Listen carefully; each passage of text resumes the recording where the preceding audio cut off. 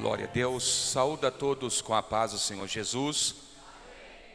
Glória ao Senhor Jesus nesta noite, na casa dEle, na presença dEle, juntos para adorarmos e exaltarmos ao Senhor. Deus, Ele vai continuar falando aos nossos corações, e falando nisso, amanhã nós vamos ter aqui um grande culto de oração.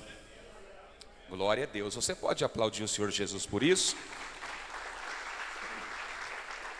Obrigado, tá?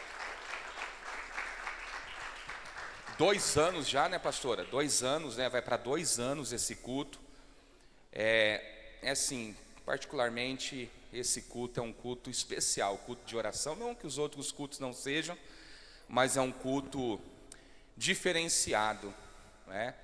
Então amanhã, 8 horas da noite, esteja aqui buscando a presença de Deus, em comunhão com o Espírito Santo, porque Jesus está voltando. Deus já usou a serva dele nesta noite. Os dias são maus, você tem acompanhado os noticiários, você tem visto, né, as dificuldades, como está esse mundo, e a gente precisa urgentemente estar aos pés do Senhor Jesus. E a gente louva a Deus que esta igreja também valoriza a oração, né? 2 anos, estamos aqui toda segunda-feira, às 8 horas da noite, buscando a presença de Deus. E amanhã nós vamos estar aqui mais uma noite, se Jesus não voltar. Se Jesus voltar, eu não vou estar aqui, pretendo não estar aqui amanhã. Amém? Então, às 8 horas da noite amanhã, louvor, uma breve reflexão, testemunhos, e no final nós buscamos a presença de Deus. Tem sido bênção para você os cultos de oração? Para mim tem sido maravilhoso, fortalece, né? Juntamente com a igreja em união, e Deus, ele tem sido glorificado. Vários testemunhos, quantas pessoas já receberam um milagre da parte de Deus.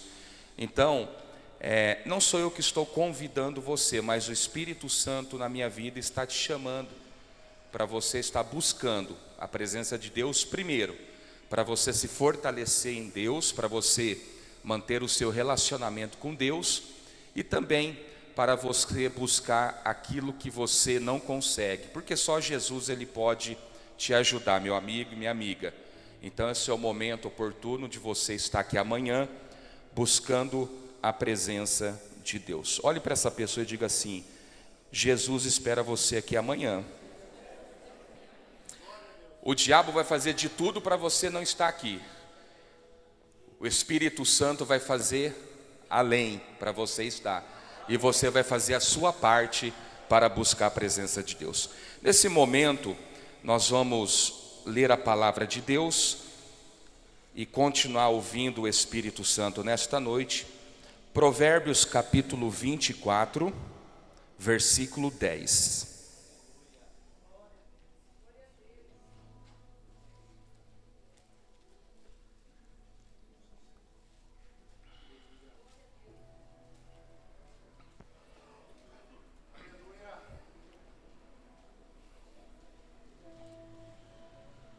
Provérbios 24, versos 10.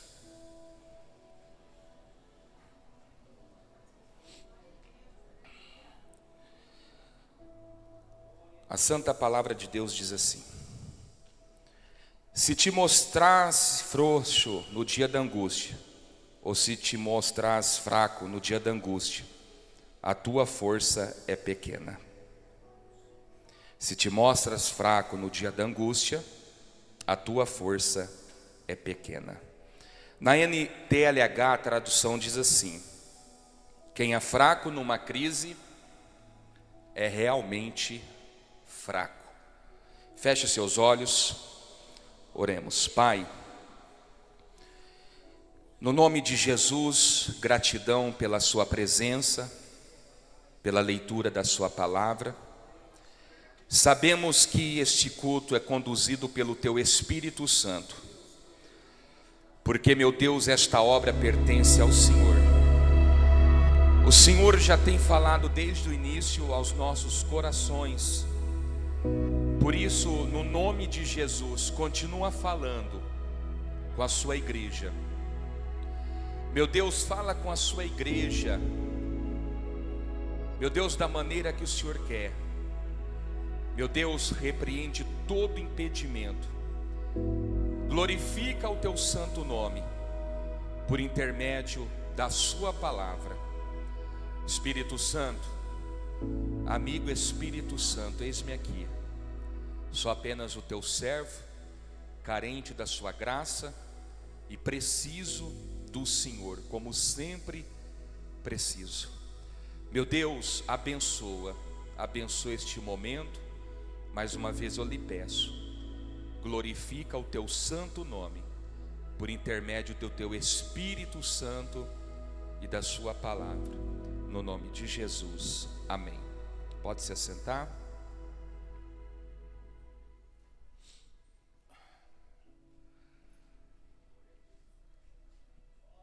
Vencendo as crises existenciais. Nessa noite, pelo Espírito Santo, por meio da palavra de Deus, nós vamos aprender como vencer as crises existenciais da vida. A palavra crise,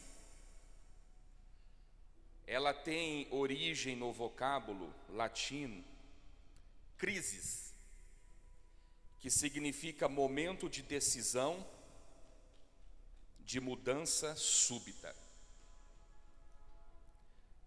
Várias outras pessoas ou autores conceituam uma crise como um período de extrema dificuldade,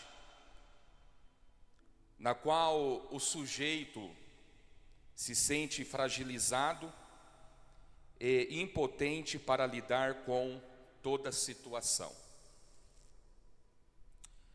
Atualmente, se a gente observar, ter essa percepção, há várias crises ou vários tipos de crises que ocorrem frequentemente na nossa sociedade. E a maioria dessas crises, desses problemas, é acompanhada de sentimentos negativos como angústia, tristeza, dor, ansiedade, depressão, estresse, problemas. E nós precisamos entender que Deus, Ele tem o poder para nos livrar das crises existenciais, dos problemas. Mas Deus não nos livra muitas vezes das crises da vida. Ele nos protege dentro das crises. Quando Deus ele não muda as circunstâncias da nossa vida, é porque Ele quer mudar o nosso coração, quer mudar algo dentro de nós. E Deus ele sempre vai usar crises, problemas, dificuldades, lutas, para fazer-nos melhores. O ser humano ele nunca vai mudar, ele nunca vai crescer, ele nunca vai se desenvolver na sua vida espiritual, em todas as áreas, como ser humano na bonança, nas vitórias. Não. Deus ele usa as crises como forma de mudar o nosso caráter, as nossas atitudes, para que possamos ser melhores na sua presença. Igreja, presta atenção nessa frase aqui, ó. Se Deus pretende fazer uma coisa maravilhosa, ele começa com um problema. Agora, se Deus pretende fazer uma coisa espetacular, ele começa com uma impossibilidade. E como nós podemos vencer as crises existenciais? Ora, todos nós aqui, nesta noite, nós temos algum problema. Você tem algum problema, você tem alguma crise, você tem alguma dificuldade. E como você pode vencer os problemas da vida? Pastor Emiliano, poxa, achei que eu conseguiria vencer as crises só o senhor profetizando, receba a vitória, receba a bênção. Não. Deus, ele faz a parte dele, mas também precisamos fazer a nossa parte. E nós precisamos entender que esse é o meio que Deus nos ensina para vencermos as crises. Vamos lá. Primeiro, uma palavra de ensinamento para você vencer este problema aí, ó. Esse problema aí mesmo. Essa crise que você está passando, seja sentimental, material, físico, espiritual, seja qual for, qual é e qual será a crise que você vivenciar. Como você pode vencer? A Bíblia diz assim em João, capítulo 15, versículo 5. Primeiro, os meninos vão colocar ali, tem como? Bruno, fazendo um favor para eles acompanharem. João capítulo 15, verso 5 diz assim, ó. Aqui Jesus estava dizendo, tá? Eu sou a videira, vós os ramos. Quem permanece em mim e eu nele, esse dá muito fruto. Próximo, olha só. Porque sem mim nada podeis fazer. Quer vencer os problemas? Primeiro é simples. Permaneça em Cristo. Assim você vai conseguir vencer os problemas da vida. Tem segredo, irmão? Ah, vou fazer a campanha do plantar bananeira. Não. Jesus, o próprio Messias, eu gosto de falar sobre ele, porque ele é o padrão, é o modelo a ser seguido. Ele afirma que sem ele, nada. O que é nada? Nada. Sem Jesus, nós não podemos fazer nada. Ou seja, quando permanecemos em Jesus, olha só, quando você permanece em Jesus, e Jesus permanece em você, assim você tem força e garantia de vencer as crises existenciais da vida. Dificilmente eu posso dizer, ou quase impossível, uma pessoa que não está em Jesus consegue vencer problemas na vida. Pois o próprio Jesus, ele deixa claro que sem ele, o ser humano não tem força, capacidade para vencer problemas. Irmãos, se vencemos, se estamos vencendo, e se quisermos continuar a vencer na vida, é por causa da presença de Jesus e da ajuda do nosso Senhor Jesus. Talvez você olhe para essa pessoa e fala: nossa, como essa pessoa passa tanta luta, crise, há 5, 10, 20. Irmãos, o segredo está aqui. Se permaneceres em mim, eu permaneço em vós, e você dá fruto, porque sem mim nada você pode fazer. Então, bispo, todas as crises que vencemos, as crises que estamos vencendo e as crises que vamos vencer, é por causa que a gente reconhece que sem Jesus nós não somos nada. Oh, aleluias! Há muitas pessoas perdendo batalhas, guerras, devido a não permanecer em Cristo.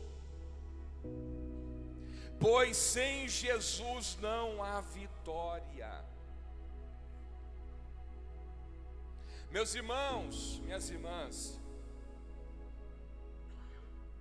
não basta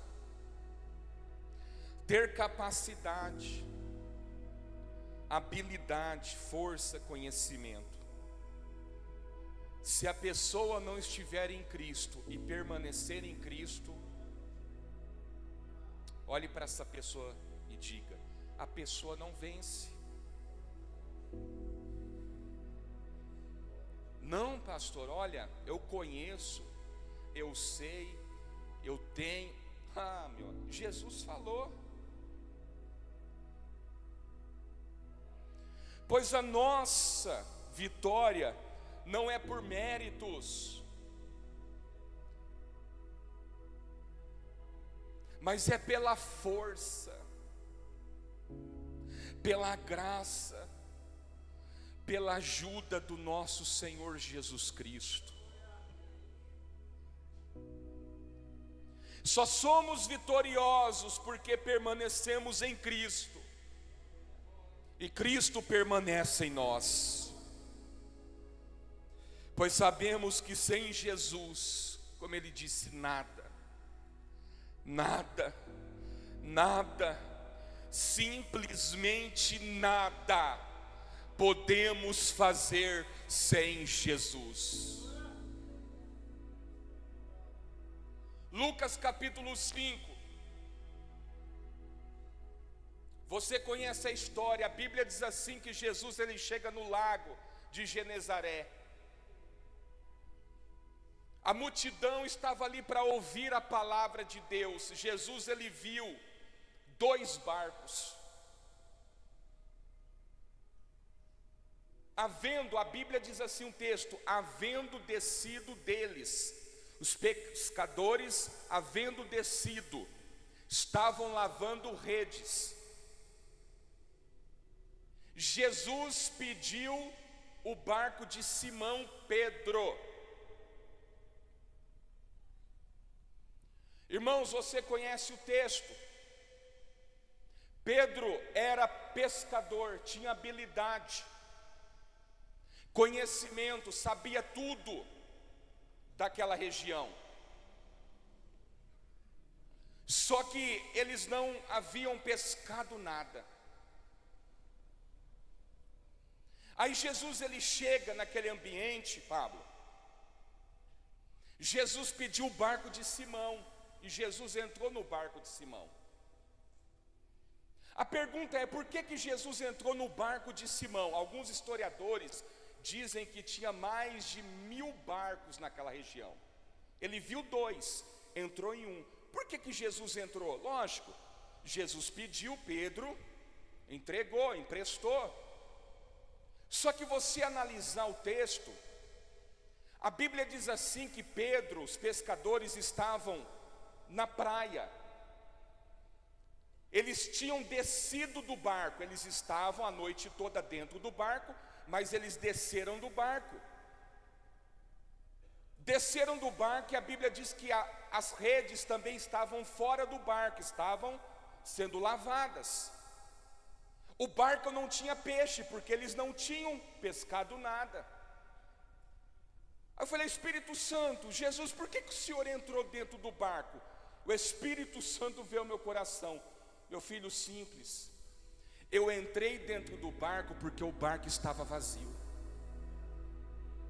porque tinha espaço para Jesus entrar, porque o barco não tinha peixe, não tinha rede, não tinha pescadores. É por isso que Jesus viu o barco de Simão Pedro, estava vazio, tinha espaço suficiente para ele entrar. E quando Jesus entrou, Jesus operou o milagre. Tem muitas pessoas que Jesus está querendo entrar no barco, só que não tem espaço para ele.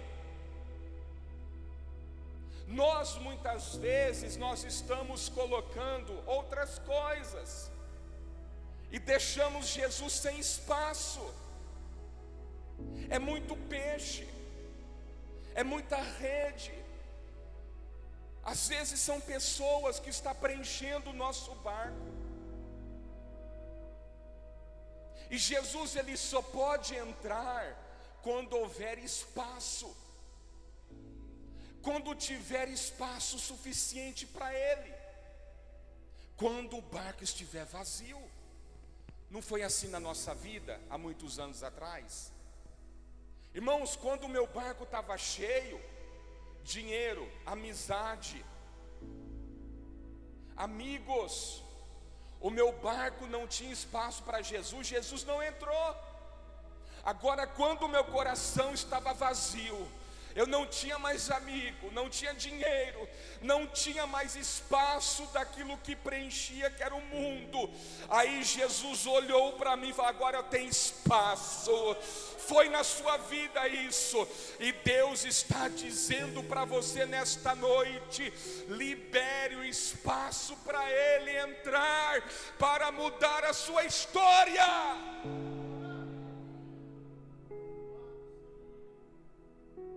As pessoas preenchem o espaço de Jesus, as coisas, o mundo. Quando Jesus viu o barco que estava vazio, o barco não tinha rede, não tinha pescador e muito menos peixe. Jesus falou: Pedro, eu quero entrar, tem espaço. Aí Jesus entrou, só ele e Pedro. Porque o barco só cabe Jesus e você. Muitas vezes a gente está querendo trazer gente para o nosso barco que Jesus não quer. O espaço tem que ser só dele. Olhe para essa pessoa. Chegou aqui, não está marcado não, irmão, ó. É Espírito Santo. Olha para essa pessoa e fala assim: ei, espaço é só seu e de Jesus. Oh, aleluia. Aí você conhece a história. Jesus senta, ensina. Pedro, vai para o lugar mais fundo, lança a rede para pescar. Mestre, é o seguinte: nós não apanhamos nada, mas sob a tua palavra, ou seja, eu sei que o Senhor está aqui, eu vou lançar a rede. A Bíblia diz que quando ele lançou, você conhece a história, porque sem Jesus Pedro não podia nem pescar. Ele era bom de pesca, conhecia o barco era dele, ele era o cara. Se você chegasse no lago de Genezaré e falar: quem que é o melhor pescador? Pedro, Simão Pedro. Com quem que eu compro peixe? Pedro. Cadê o Pedro? Pedro é o melhor, Pedro é o top, Pedro é o cara, Pedro ele pesca, Pedro ele lança, Pedro ele faz. Mas Pedro uma noite não pescou nada, porque sem Jesus ninguém pesca, meu filho. Mas quando Jesus tem espaço e entra, Jesus só lança uma palavra: pode lançar, Pedro. Jesus, quando ele lança, a Bíblia diz assim que veio uma grande quantidade. As redes estavam rompendo. Ei, meu amigo, para você vencer esse problema aí, não é com remédio, não é com a sua autossuficiência, não é com aquele seu amigo, a sua amiga, ô amiga, me ajuda, né? Miga, não é a sua amiga, é Jesus Cristo que pode te ajudar. Se você permanecer nele e ele permanecer em você, você consegue vencer os problemas da vida. Aplauda ao Senhor Jesus. Não tem segredo.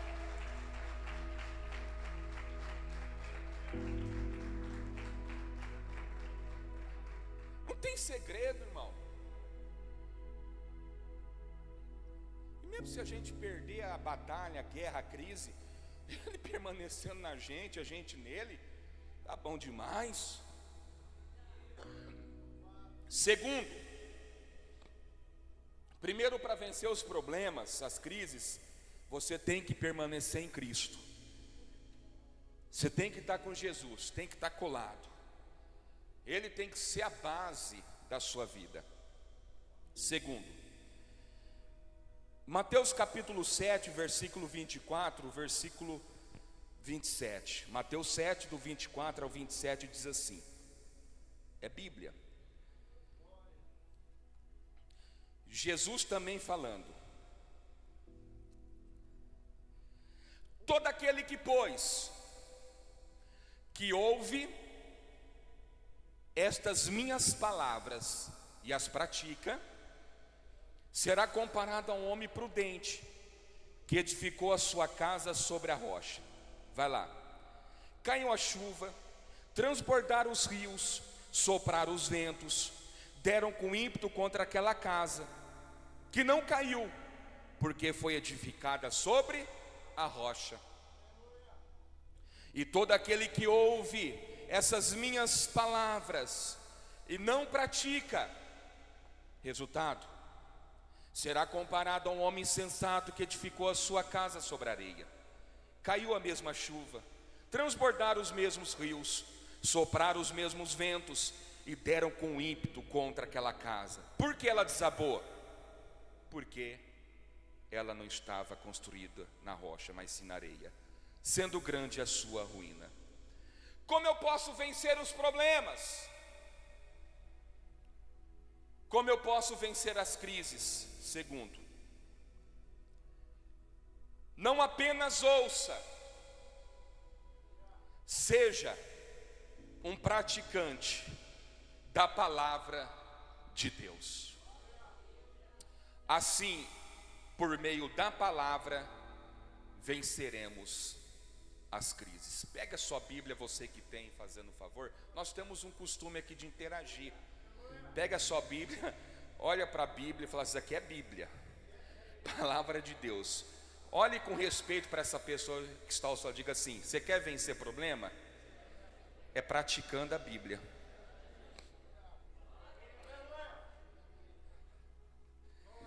Vamos para a Bíblia. Eu gosto da Bíblia, irmão. 2 Timóteo 3, 16, 17. Vamos lá, Bruno, Pablo, me ajuda aí. Toda a escritura, toda a Bíblia, toda a palavra é inspirada por Deus. O que a Bíblia faz? Vamos lá. Ela é útil para o ensino. Ela é útil também para a repreensão. A Bíblia repreende. Oh, Bíblia maravilhosa. Ela também faz o que? A Bíblia corrige. Não é o pastor, não é a pastora, não é o obreiro, é a Bíblia que está corrigindo. E também o que? Para a educação na justiça. Qual o propósito? A fim de que todo homem de Deus seja perfeito e perfeitamente habitado para toda boa obra.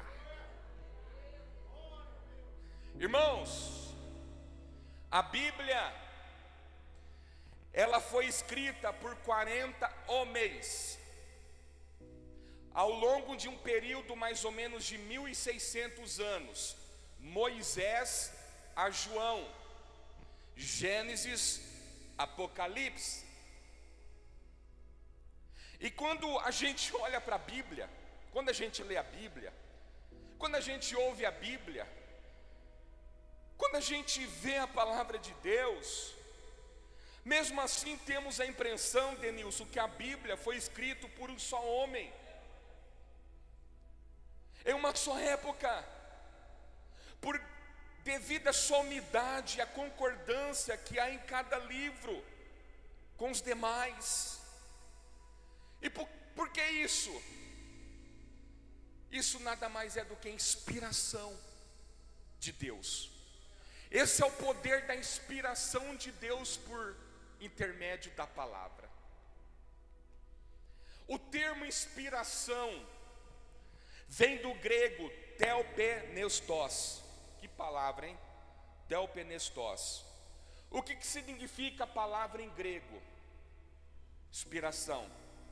Significa theopneustos, que é soprado por Deus. É por isso que esta palavra, na segunda carta a Timóteo 3,16 diz que toda a escritura é inspirada por Deus. Ou seja, o homem escreveu a Bíblia, mas toda a Bíblia é inspirada, foi soprada por Deus ao homem. Oh, maravilha! Portanto, a Bíblia é a revelação exata de tudo aquilo que Deus deseja transmitir ao homem, e tudo aquilo que o homem necessita saber para a salvação e a vida eterna. As Sagradas Escrituras é a autoridade de Deus, pois a Bíblia é o modelo de vida do ser humano e a fonte primeira para obter o conhecimento do próprio Deus. Igreja, as atitudes humanas devem ser baseadas na Bíblia. A palavra de Deus é a bússola do cristão e o parâmetro da vida de um homem. A Bíblia tem autoridade pelo fato de comunicar a revelação divina e a vontade de Deus ao homem. Por isso Jesus deixa claro que não basta conhecer, não basta somente ouvir. Para vencer tem que praticar a Bíblia. E o principal para vencer e conseguir a vida eterna, tem que praticar. Eu falo isso, irmão. Tem muita gente que fala, eu vou para o céu. Talvez nós falamos, eu vou para o céu. Mas irmão, quanta gente é que só o sangue do Cordeiro que Jesus tem misericórdia. Não, os céus, irmão, se a gente não querer uma vida com Jesus na terra, como que é que queremos uma vida com Jesus no céu? Como? Se a gente quer o mundo, a pastora falou aqui no início, se a gente ama o mundo, o sistema, é porque nós queremos o mundo, ficarmos no mundo. Agora Jesus Jesus fala para você ganhar a vida, você tem que perder, porque aquele que perde a sua vida é que vai ganhar, pois aquele que ganha a sua vida é que vai perder. Muitas vezes com Jesus é perda, mas no final é ganho. Eu não sou anjo, irmão, essa pessoa não é anjo. Nós somos miseráveis pecadores, mas a gente luta. A gente quer praticar a Bíblia, a gente quer mudança, nós queremos viver de acordo, porque Jesus ele fala, aleluia, são a mesma crise, as mesmas tempestades, porém uma casa é construída na rocha, é Cristo. Por quê? Porque ouviu e praticou. Porém o outro, aleluia, ouviu, mas não praticou. Então sabe por quê, meu filho? Nós queremos vencer as crises, porque nós queremos viver a palavra de Deus. Aleluia. Quem não pratica a Bíblia constrói a sua casa na areia, e grande é a sua ruína. Que isso, pastor? Você é perfeito? Não, irmãos, a gente está aqui só ensinando. A gente só está aqui falando que a Bíblia A palavra de Deus, a prática, é uma ferramenta poderosa para vencer as crises. Portanto, quando praticamos a Bíblia,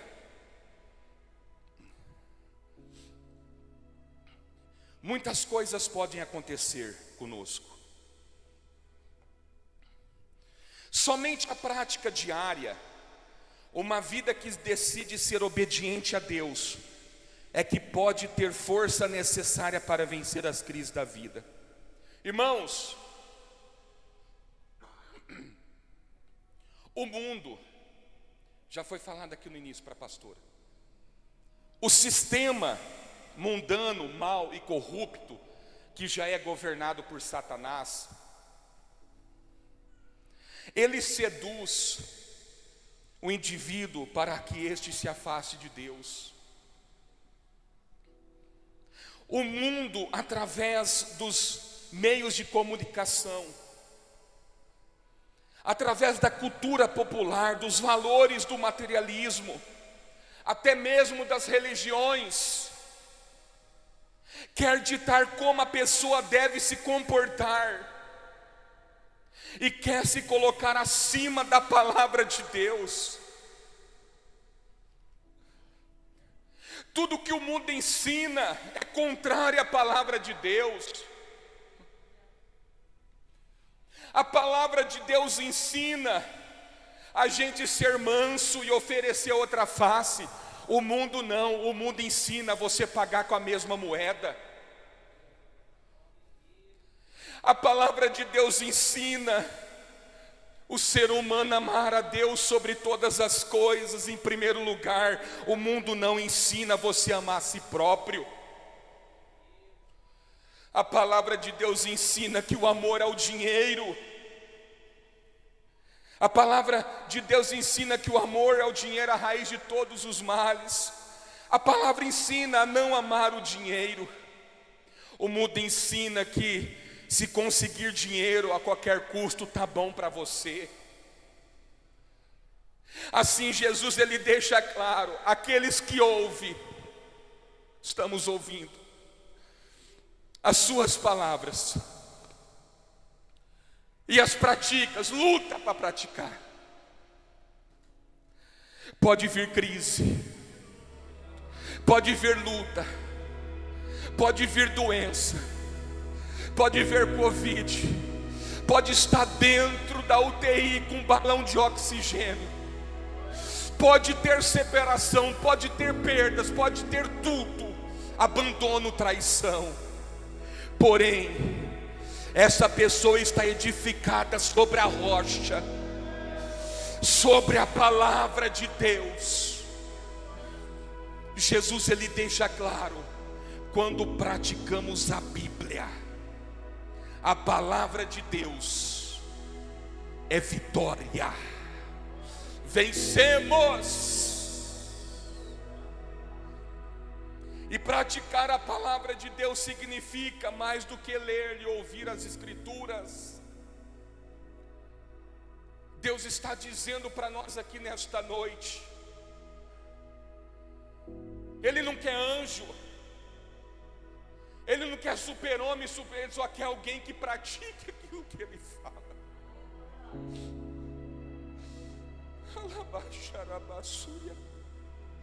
Deus está dizendo, quando colocamos em ação os ensinamentos, os princípios bíblicos em todas as áreas da vida, muitas vezes a gente vai mal no relacionamento, porque a gente não pratica a Bíblia.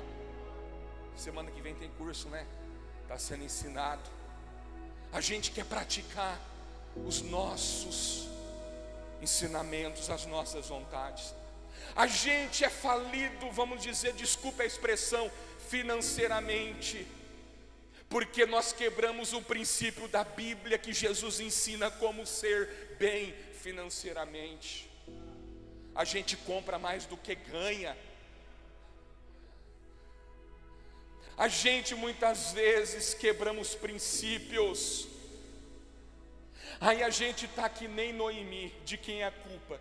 a culpa é de Elimeleque, a culpa é dos meus filhos, a culpa é de todo mundo. Não, a culpa é de Deus. Aí Deus fala: não, Noemi, a culpa não é minha não, a culpa é sua e do seu marido que tomou decisão errada. E muitas vezes a gente está colocando a culpa em Deus. Então Deus está dizendo: quando a gente viver de acordo com os valores cristãos, buscando a transformação através do Espírito Santo e refletindo o amor de Cristo nas ações diárias, com certeza sairemos vitoriosos diante de todas as crises existenciais da vida. Jesus só venceu crise porque Jesus, ele fez o quê? Praticou a palavra de Deus. E às vezes a gente fica bravo, irmão. Deus está usando alguém aqui em cima, seja o pastor, a pastora, seja o obreiro, seja uma criancinha. Irmão, muitos anos atrás, o Arthur passando umas lutas, umas crises, nunca falei isso para ninguém. Fui lá na minha mãe, e o Arthur é benção. Uma revolta, irmão, aquelas tribulação. Falei: Jesus, não sei não. Aí ele chegou: tio Zé, você tem que orar. O quê? Tem que orar, só orando. Eu falei: rapaz, muitos anos, estou aqui.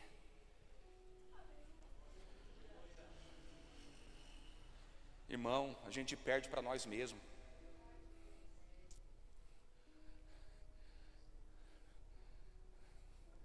Valorize isso aqui.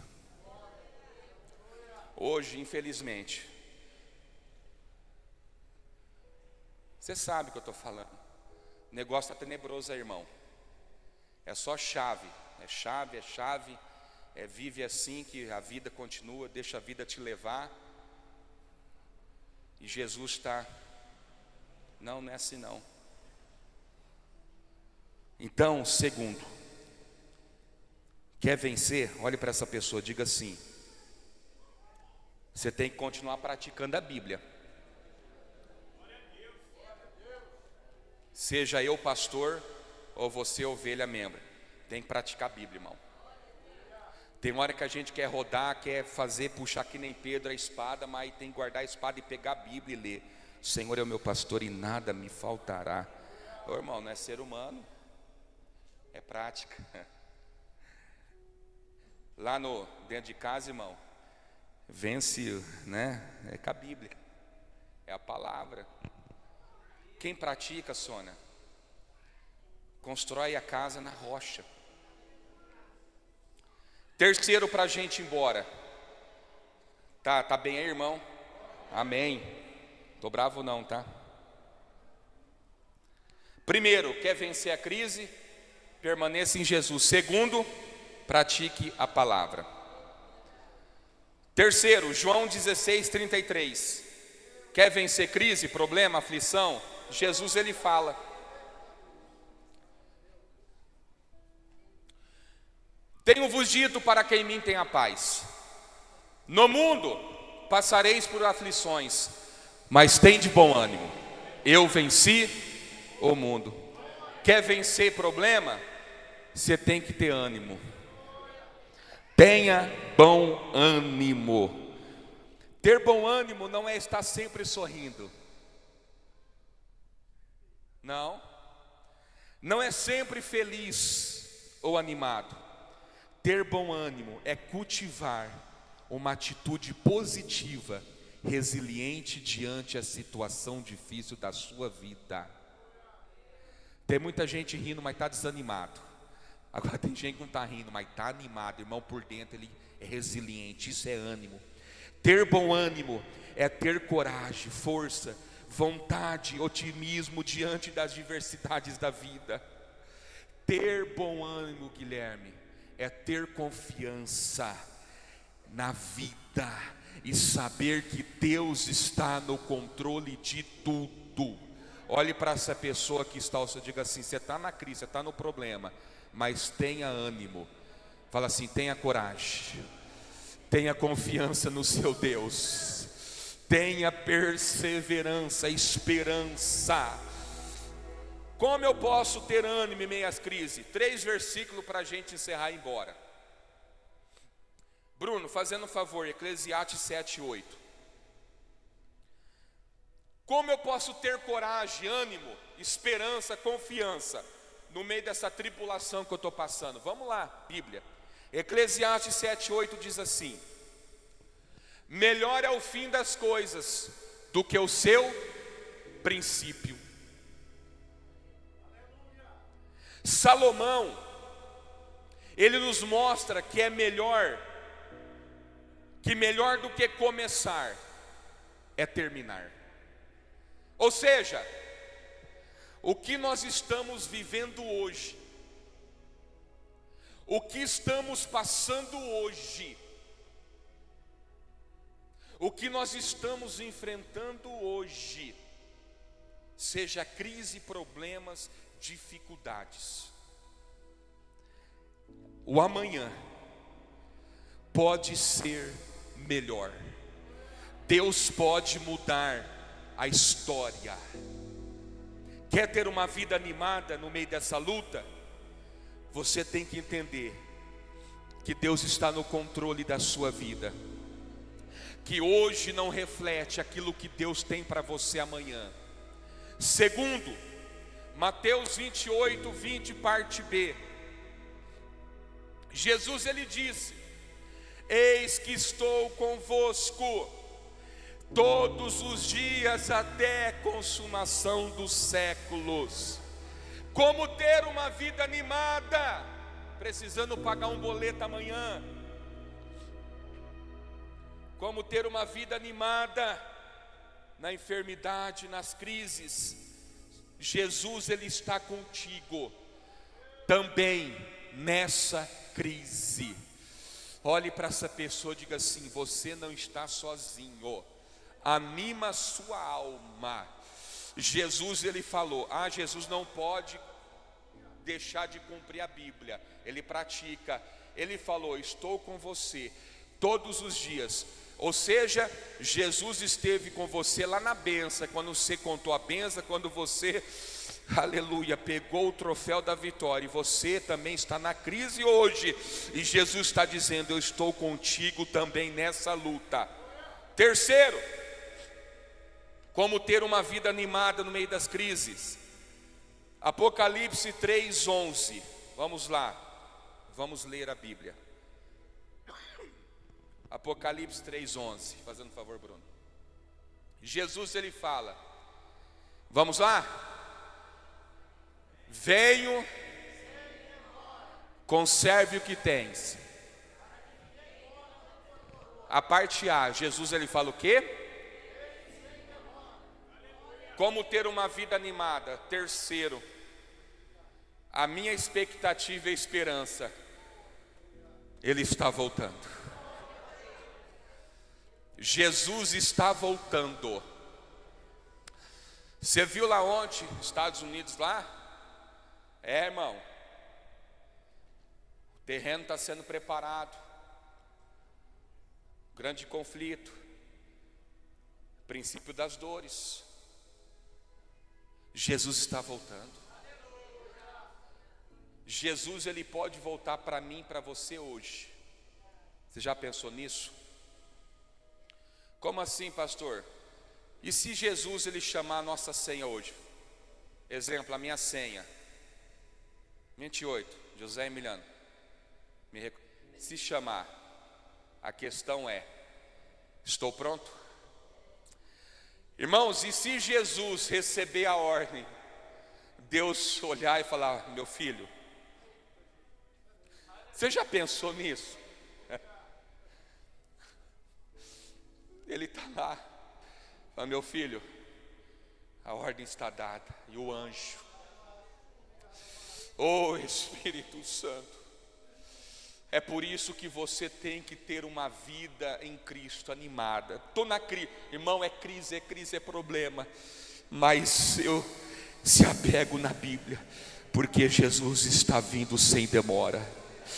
A nossa expectativa, a nossa esperança não é terrena, mas sim um dia encontrar com nosso Cristo no céu de glória. Por isso, levanta a sua cabeça nesta noite. Por isso, Deus está dizendo: você só vai vencer esta crise se permanecer em mim, se continuar praticando a minha palavra e ter ânimo no meio dessa crise. Quem é fraco numa crise é realmente fraco. Aplauda ao Senhor Jesus.